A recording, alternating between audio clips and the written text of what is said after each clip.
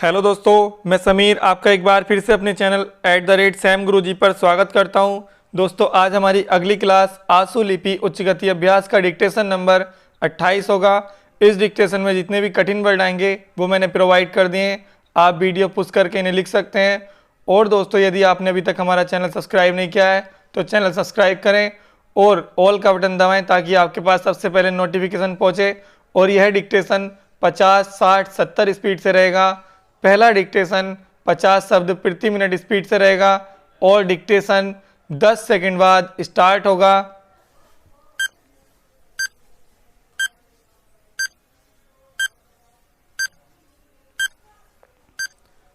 Start.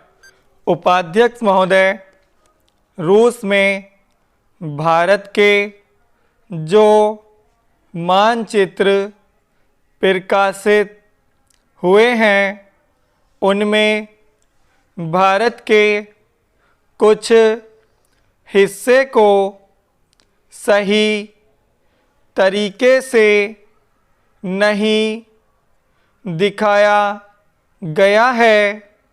इसको सरकार भी मानती है और इस विषय पर कोई मतभेद नहीं है। प्रश्न यह है कि अगर किसी देश ने हमारे देश का गलत मानचित्र प्रकाशित किया है तो एक सरकार के रूप में भारत सरकार का जो कर्तव्य है उसने उसको निभाया है या नहीं, और अगर निभाया है तो किस प्रकार से निभाया है।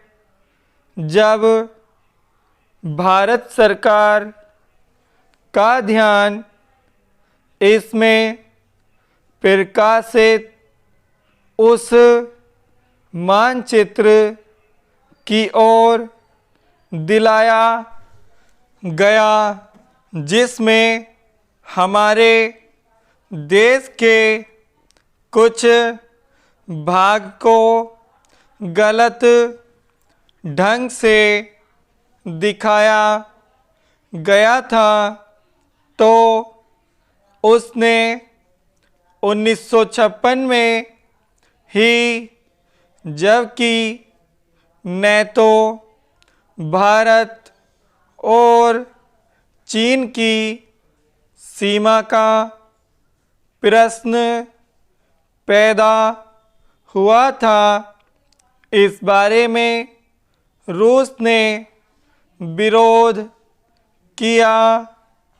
इसके बाद भारत सरकार ने लगातार 4 बार रूस सरकार से लिखित रूप से विरोध किया कि हमारे मानचित्र को ठीक से नहीं दिखाया गया है।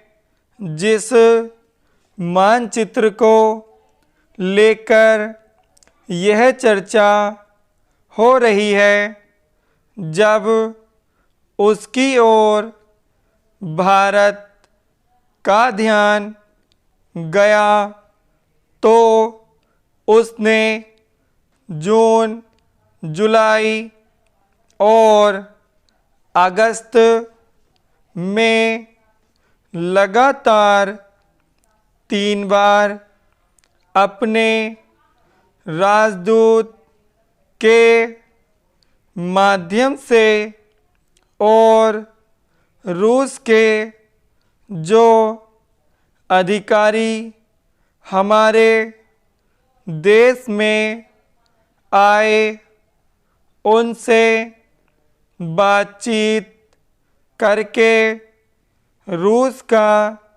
ध्यान इस ओर आकर्षित किया कि उसने इस देश का मानचित्र ठीक नहीं दिखाया है। प्रश्न यह है कि जिस मानचित्र के बारे में हम चर्चा कर रहे हैं उसके बारे में हमें चिंता होनी चाहिए या नहीं। मैं समझता हूँ कि अगर दुनिया का कोई भी देश हमारा मानचित्र सही ढंग से नहीं दिखाता है तो स्वाभाविक रूप से देश को उसके बारे में चिंता करनी चाहिए।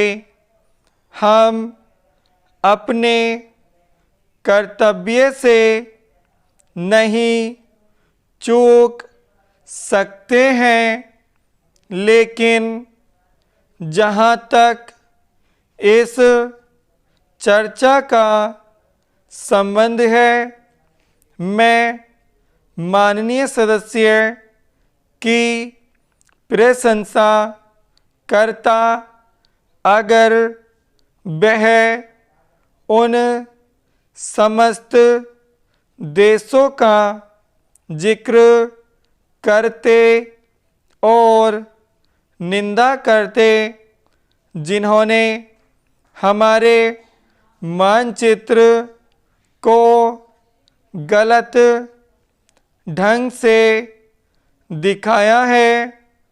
उदाहरण के लिए पाकिस्तान को शिकायत है उसके मानचित्र को केवल रूस, इराक और मिस्र ने ही नहीं बल्कि अमेरिका ने भी गलत दिखाया है।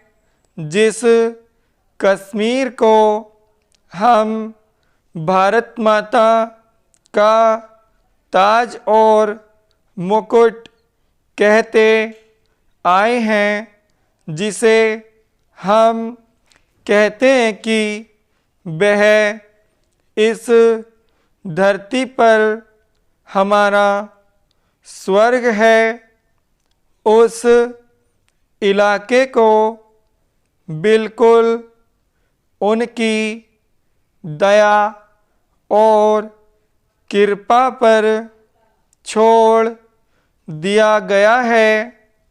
यह बात उत्साहवर्धक नहीं है। विराम। दोस्तों, यह डिक्टेशन 50 शब्द प्रति मिनट स्पीड से कंप्लीट हो गया है। अब यही डिक्टेशन हम 60 शब्द प्रति मिनट स्पीड से करेंगे। डिक्टेशन 10 सेकंड बाद स्टार्ट होगा।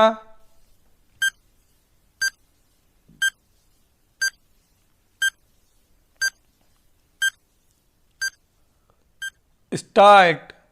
उपाध्यक्ष महोदय, रूस में भारत के जो मानचित्र प्रकाशित हुए हैं उनमें भारत के कुछ हिस्से को सही तरीके से नहीं दिखाया गया है। इसको सरकार भी मानती है और इस विषय पर कोई मतभेद नहीं है। प्रश्न यह है कि अगर किसी देश ने हमारे देश का गलत मानचित्र प्रकाशित किया है तो एक सरकार के रूप में भारत सरकार का जो कर्तव्य है उसने उसको निभाया है या नहीं, और अगर निभाया है तो किस प्रकार से निभाया है। जब भारत सरकार का ध्यान इसमें प्रकाशित उस मानचित्र की ओर दिलाया गया जिसमें हमारे देश के कुछ भाग को गलत ढंग से दिखाया गया था, तो उसने 1956 में ही, जबकि न तो भारत और चीन की सीमा का प्रश्न पैदा हुआ था, इस बारे में रूस ने विरोध किया। इसके बाद भारत सरकार ने लगातार 4 बार रूस सरकार से लिखित रूप से विरोध किया कि हमारे मानचित्र को ठीक से नहीं दिखाया गया है। जिस मानचित्र को लेकर यह चर्चा हो रही है, जब उसकी ओर भारत का ध्यान गया तो उसने जून, जुलाई और अगस्त में लगातार 3 बार अपने राजदूत के माध्यम से और रूस के जो अधिकारी हमारे देश में आए उनसे बातचीत करके रूस का ध्यान इस ओर आकर्षित किया कि उसने इस देश का मानचित्र ठीक नहीं दिखाया है। प्रश्न यह है कि जिस मानचित्र के बारे में हम चर्चा कर रहे हैं उसके बारे में हमें चिंता होनी चाहिए या नहीं।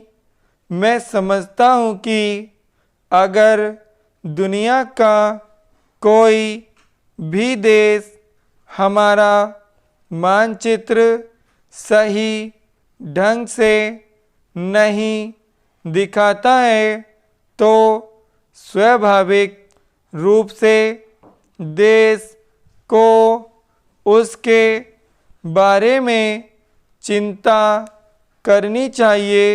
हम अपने कर्तव्य से नहीं चूक सकते हैं, लेकिन जहाँ तक इस चर्चा का संबंध है, मैं माननीय सदस्य की प्रशंसा करता अगर वह उन समस्त देशों का जिक्र करते और निंदा करते जिन्होंने हमारे मानचित्र को गलत ढंग से दिखाया है।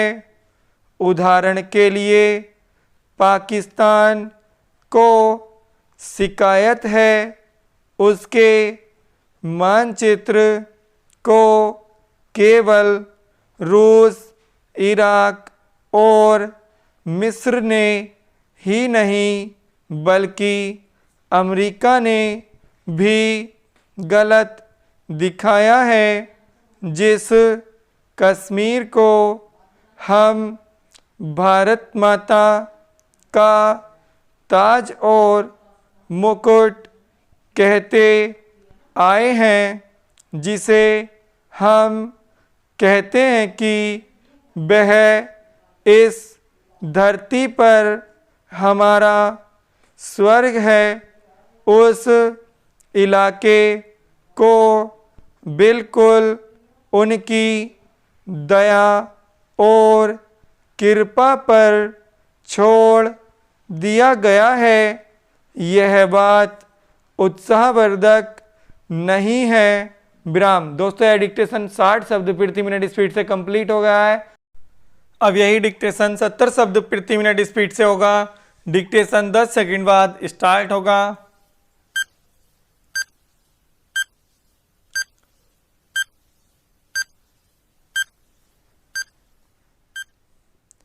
स्टार्ट। उपाध्यक्ष महोदय, रूस में भारत के जो मानचित्र प्रकाशित हुए हैं, उनमें भारत के कुछ हिस्से को सही तरीके से नहीं दिखाया गया है। इसको सरकार भी मानती है और इस विषय पर कोई मतभेद नहीं है। प्रश्न यह है कि अगर किसी देश ने हमारे देश का गलत मानचित्र प्रकाशित किया है, तो एक सरकार के रूप में भारत सरकार का जो कर्तव्य है, उसने उसको निभाया है या नहीं, और अगर निभाया है तो किस प्रकार से निभाया है। जब भारत सरकार का ध्यान इसमें प्रकाशित उस मानचित्र की ओर दिलाया गया जिसमें हमारे देश के कुछ भाग को गलत ढंग से दिखाया गया था, तो उसने 1956 में ही, जबकि न तो भारत और चीन की सीमा का प्रश्न पैदा हुआ था, इस बारे में रूस ने विरोध किया। इसके बाद भारत सरकार ने लगातार 4 बार रूस सरकार से लिखित रूप से विरोध किया कि हमारे मानचित्र को ठीक से नहीं दिखाया गया है। जिस मानचित्र को लेकर यह चर्चा हो रही है, जब उसकी ओर भारत का ध्यान गया तो उसने जून, जुलाई और अगस्त में लगातार 3 बार अपने राजदूत के माध्यम से और रूस के जो अधिकारी हमारे देश में आए, उनसे बातचीत करके रूस का ध्यान इस ओर आकर्षित किया कि उसने इस देश का मानचित्र ठीक नहीं दिखाया है। प्रश्न यह है कि जिस मानचित्र के बारे में हम चर्चा कर रहे हैं, उसके बारे में हमें चिंता होनी चाहिए या नहीं। मैं समझता हूँ कि अगर दुनिया का कोई भी देश हमारा मानचित्र सही ढंग से नहीं दिखाता है, तो स्वाभाविक रूप से देश को उसके बारे में चिंता करनी चाहिए। हम अपने कर्तव्य से नहीं चूक सकते हैं, लेकिन जहाँ तक इस चर्चा का संबंध है, मैं माननीय सदस्य की प्रशंसा करता अगर वह उन समस्त देशों का जिक्र करते और निंदा करते जिन्होंने हमारे मानचित्र को गलत ढंग से दिखाया है। उदाहरण के लिए पाकिस्तान को शिकायत है उसके मानचित्र को केवल रूस, इराक और मिस्र ने ही नहीं बल्कि अमेरिका ने भी गलत दिखाया है। जिस कश्मीर को हम भारत माता का ताज और मुकुट कहते आए हैं, जिसे हम कहते हैं कि वह इस धरती पर हमारा स्वर्ग है, उस इलाके को बिल्कुल उनकी दया और कृपा पर छोड़ दिया गया है। यह बात उत्साहवर्धक नहीं है। विराम। दोस्तों, यह डिक्टेशन 70 शब्द प्रति मिनट स्पीड से कंप्लीट हो गया है। हमारे तीनों ही डिक्टेशन 50, 60 और 70 शब्द प्रति मिनट स्पीड से कंप्लीट हो गए हैं। दोस्तों, अगर आपको वीडियो पसंद आए तो लाइक करें, ज़्यादा से ज़्यादा शेयर करें और कमेंट करके बताएं आपको वीडियो कैसी लगी। और दोस्तों, यदि आपने अभी तक हमारा चैनल सब्सक्राइब नहीं किया है तो चैनल सब्सक्राइब करें। धन्यवाद।